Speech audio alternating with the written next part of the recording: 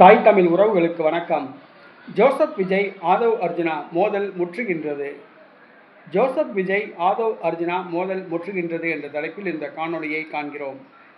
தமிழக வெற்றி கழகத்தில் ஆதவ் அர்ஜுனா இணைந்த பிறகுதான் தமிழக வெற்றி கழகத்துக்கு அசுர வளர்ச்சி ஏற்பட்டது. தமிழக வெற்றி கழகம் ஆட்சி அமைய ஆதவ் அர்ஜுனாவும் ஒரு முக்கிய காரணம். தற்பொழுது ஆதவ் அர்ஜுனா அரசாங்கத்தில் ஒரு தவிர்க்க முடியாத ஒரு சக்தியாக உள்ளார். ஜோசப் விஜய்க்கு பின்னால் இருந்து அவர்தான் இயக்குகிறார் என கூறப்படுகிறது. இந்த சூழ்நிலையில் ஜோசப் விஜய்க்கும் ஆதவ் அர்ஜுனாவுக்கும் கருத்து வேறுபாடு ஏற்பட்டுள்ளதாக கூறப்படுகிறது. இருவருக்கும் இடையே மோதல் முற்றுள்ளதாக கூறப்படுகிறது.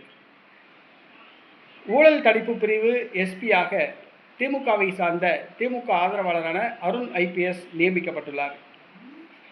திமுக ஆதரவாளரான அருண் ஐபிஎஸ் ஊழல் தடுப்பு பிரிவு எஸ்பியாக நியமிக்கப்பட்டுள்ளார். இது விஜய்க்கு பிடிக்கவில்லை.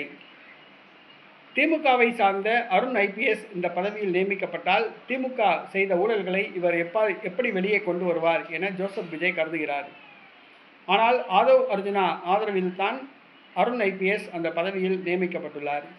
இது ஜோசப் விஜய்க்கு அதிருப்தியை ஏற்படுத்தியுள்ளது. மேலும் அரசு நிர்வாகத்தில் ஆதவ் அர்ஜுனாவுடைய தலையீடு அதிகமாக உள்ளது. ஆதவ் அர்ஜுனா தன்னுடைய துறையை மட்டும் கவனிக்காமல் மற்ற துறைகளிலும் மூக்கை நுழைக்கிறார். அரசாங்கத்தின் அனைத்து துறைகளிலும் மூக்கை நுழைக்கிறார்.